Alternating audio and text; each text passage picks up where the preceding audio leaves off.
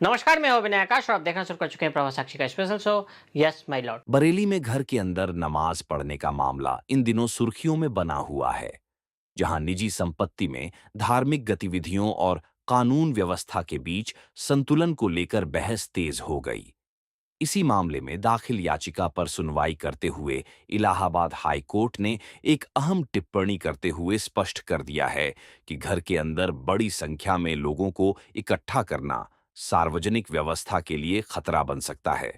यह पूरा विवाद बरेली के एक इलाके से जुड़ा है, जहां याचिकाकर्ता तारिक खान पर आरोप था कि वह सुरक्षा का लाभ उठाकर अपने घर में रोजाना 50 से 60 लोगों को नमाज के लिए बुला रहा था।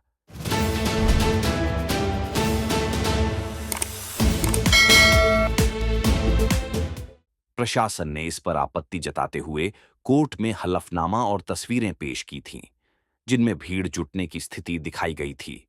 राज्य सरकार की ओर से अपर महाधिवक्ता अनूप त्रिवेदी ने दलील दी कि इस तरह की गतिविधि से इलाके की शांति और सौहार्द प्रभावित हो सकता है, इसलिए इसे अनुमति नहीं दी जा सकती।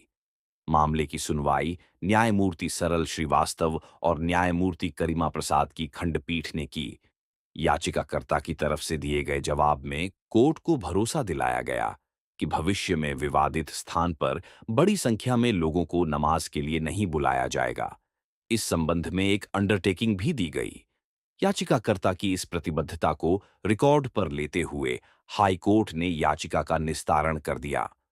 साथ ही साथ यह भी स्पष्ट कर दिया कि अगर भविष्य में अंडरटेकिंग का उल्लंघन होता है तो दोबारा भीड़ जुटाई जाती है, जिससे कानून व्यवस्था को खतरा पैदा होता है, तो प्रशासन और पुलिस कानून के मुताबिक सख्त कार्रवाई करने के लिए स्वतंत्र होंगे। कोर्ट ने इस दौरान बरेली के जिलाधिकारी और वरिष्ठ पुलिस अधीक्षक को जारी अवमान नोटिस भी उनका निरस्त कर दिया है। इसके अलावा याचिकाकर्ता और अन्य के खिलाफ जारी चालान को तुरंत वापस लेने के निर्देश दिए हैं।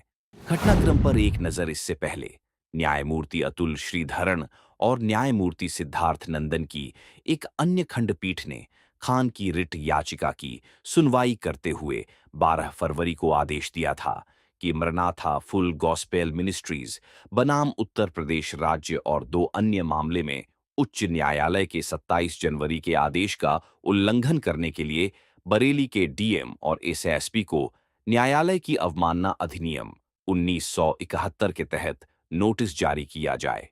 पीठ ने कहा था कि निजी परिसरों में प्रार्थना सभाएं आयोजित करने के लिए राज्य की अनुमति आवश्यक नहीं है।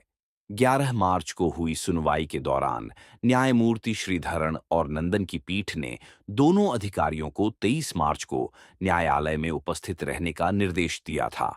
अन्यथा न्यायालय गैर जमानती वारंट के माध्यम से उनकी उपस्थिति सुनिश्चित करेगा।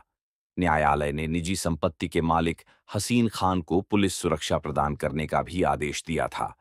हाल ही में बेंचों की सूची में हुए बदलाव के बाद 25 मार्च को जस्टिस श्रीवास्तव और प्रसाद की खंडपीठ ने इस मामले की सुनवाई की।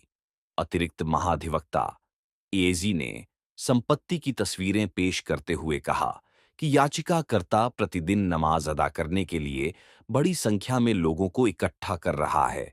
एजी ने तर्क दिया कि यदि इस प्रथा को जारी रहने दिया गया तो यह क्षेत्र की शांति और सुव्यवस्था के लिए हानिकारक होगा। उन्होंने यह भी कहा कि व्यक्तिगत सुरक्षा की आड़ में इसकी अनुमति नहीं दी जा सकती। चालान तुरंत वापस लेने का निर्देश एजी ने आगे कहा कि चूंकि अधिकारियों का दायित्व है कि वे कानून व्यवस्था बनाए रखें और यदि कानून व्यवस्था में किसी भी प्रकार की गड़बड़ी की संभावना हो तो अधिकारियों के पास कार्रवाई करने के अलावा कोई विकल्प नहीं है। इन कथनों के जवाब में याचिकाकर्ता के वकील ने कहा कि याचिकाकर्ता यह आश्वासन देता है कि वह संपत्ति पर नमाज अदा करने के लिए बड़ी संख्या में लोगों को इकट्ठा नहीं करेगा। दलीलें सुनने के बाद पीठ ने अपने आदेश में कहा कि हमें आशा और विश्वास है कि याचिकाकर्ता अपने द्वारा दिए गए वचन का पालन करेगा। यदि याचिकाकर्ता उपरोक्त वचन का उल्लंघन करता है और इस याचिका में उल्लिखित संपत्ति पर बड़ी संख्या में लोगों को नमाज अदा करने के लिए इकट्ठा करता है और यदि इससे क्षेत्र में शांति और व्यवस्था को खतरा होता है तो प्रतिवादी अधिकारियों को कानून के अनुसार कार्रवाई करने की स्वतंत्रता है। पीठ ने आगे कहा कि हम राज्य अधिकारियों को याचिकाकर्ता और अन्य व्यक्तियों के विरुद्ध जारी चालान तुरंत वापस लेने का निर्देश देते हैं। अवमानना नोटिस भी रद्द किए जाते हैं। याचिकाकर्ता के वकील द्वारा यह कहने के बाद कि संपत्ति मालिक को अदालत द्वारा पहले दिए गए पुलिस सुरक्षा की आवश्यकता नहीं है, अदालत ने अधिकारियों को हसीन खान को दी गई सुरक्षा वापस लेने का निर्देश दिया। अगर आप भी लेना चाहते हैं देश दुनिया की तमाम जानकारी तो आज ही सब्सक्राइब करें हमारे चैनल को। साथ ही नीचे दिए बेल आइकन को जरूर दबाएं ताकि हर अपडेट आप तक पहुंच सके।